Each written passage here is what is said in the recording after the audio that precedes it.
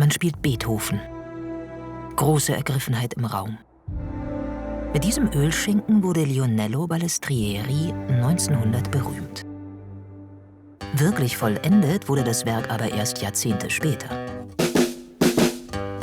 Dank einem Künstler, dem gerne das Attribut altmeisterlich angeheftet wurde. Dabei konnte Ernst Kahl einfach alles. Süße Karnickel wie Dürer und endloser Horizont wie Ruisdael. Frühstück im Freien wie Manet und lustiger als Polke. Wenn er gerade nicht malte oder zeichnete, dann schrieb er, drehte Filme, sang oder spielte irre gut Gitarre. Ein echtes Multitalent. Ich kann damit nichts anfangen. Also wenn dann würde ich eher sagen Genie, ne? Aber Multitalent, also Universalgenie oder so, aber Multitalent, ein bisschen talentiert zu sein, finde ich immer blöd. Aber die Besten holt der Tod dieser elende Stümper immer zu früh. Vielleicht, weil ihn Kahl in seinem Werk so unermüdlich verballhornte. Ernst Kahl starb im Juli. Die erste Erinnerungsausstellung findet nun nicht in der Nationalgalerie statt, was angemessen wäre, sondern in der vermutlich kleinsten Ausstellungshalle der Republik. Kunstraum Aquarium in Bernried. Mehr Fenster als Wände. Trotzdem ist das eine liebevolle Reminiszenz, auch wenn sie Kahls Größe zwangsläufig nicht gerecht wird. Hier würden nicht mal die ganzen Fische reinpassen, die er für den Feinschmecker malte. Der druckte über Jahre hinweg den fröhlichen, massenkompatiblen Kahl. Zum Beispiel Frühkartoffeln. Oder andere kulinarische Karlauer, wie Glühbirnen. Porträts, die die Kundschaft der Haute Cuisine spiegelten, waren da schon das Provokanteste. Dabei konnte er ganz anders.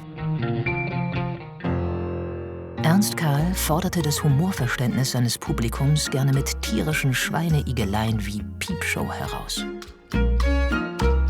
Das machen Sie mal mit Menschen. Da machen Sie erstmal, also was müssen Sie an Gage zahlen? Also dem Hund habe ich eine Dose Trockenfutter spendiert und der Katze eine Dose Feuchtfutter. Und das war's. Und ich habe 10 Stunden dran gemalt. Wenn ich sie jetzt hätte malen sollen in so einem Pappkarton und dann auch noch ausgezogen, das wäre teuer, teuer geworden. Man wüsste gerne, was er diesem Modell gezahlt hat. Neben katholischer Sexualmoral hat sich Ernst Kahl ganz generell an Glaubensfragen abgearbeitet. Jesus zeigt Lenin seine Wundmale. Wenn es um Kahls eigene Verwundungen ging, konnte er ähnlich offensiv sein. Hattest du eine schwere Kindheit zu Hause? Darüber möchte ich noch mal was schreiben. Also mein Vater ist ja nun tot, witzigerweise. Also wirklich, ich kann das wirklich jetzt sagen. Der hat sich aufgehängt, Leute, mit 86. Das war schon ein Schock. Aber das war Altersdepression und so. Und irgendwie ist es auch wahrscheinlich auch die Quittung dafür gewesen, dass er nichts von uns, von meinem Bruder und mir zurückbekam. Der war irgendwie einsam, obwohl ich jeden Tag mit ihm telefoniert habe oder so. Nein, es war eine grausame Kindheit, sage ich ganz ehrlich. Mit 16 flüchtet er vor dem prügelnden Vater. Irrt 2 Jahre durch Deutschland. Kurzes Studium an der HDK Hamburg. Wiederflucht. Arbeit als Leichenwäscher. Lehrer auf Hallig-Hoge. Schade, dass Ernst Kahl seine Autobiografie nicht mehr geschafft hat. Stattdessen vergeudete er sein Talent als Drehbuchautor an Filme wie Werner Beinhardt oder noch schlimmer, Die 3 Mädels von der Tankstelle. Da hat der Regisseur mir gesagt, er hätte im letzten Drittel so annähernd meinen Humor verstanden. Das muss man sich mal vorstellen. Der Dreharbeiten. Im letzten Drittel der Dreharbeiten, da kriegst du einen Knall als Autor. Ne? Der einzige, der Kahls Drehbuch adäquat umsetzte, war Detlef Buck mit Wir können auch anders. Kultfilm. 4 deutsche Filmpreise. Man hätte gerne mehr von den beiden gesehen. Wie im Kurzfilm Der Lober. Und was machst du so beruflich? Ja, ist ja ein Traumberuf, da wollen ja viele hin.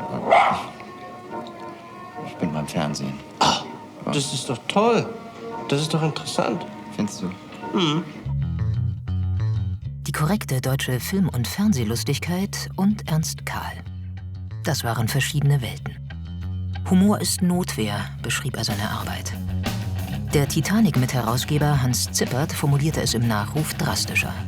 Karls Werke seien Kampfansagen an eine verblödete Realität.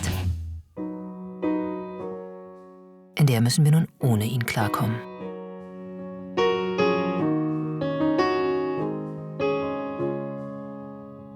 Um nicht ganz so trist zu enden, Ernst Karl hat uns nicht nur großartige Bilder hinterlassen, sondern auch einen Song gegen Weltschmerz. Hilft garantiert. Wenn um dich herum alles schwarz aussieht, du hörst nur noch Trauermarsch. Kriegst oben nicht mit, was unten geschieht, wirst behandelt wie der letzte Arsch. Dann mach doch nicht gleich so ein mieses Gesicht. Sieh nur, im Kühlschrank, da brennt noch Licht. Im Kühlschrank brennt noch Licht. Im Kühlschrank brennt noch Licht. Im Kühlschrank brennt noch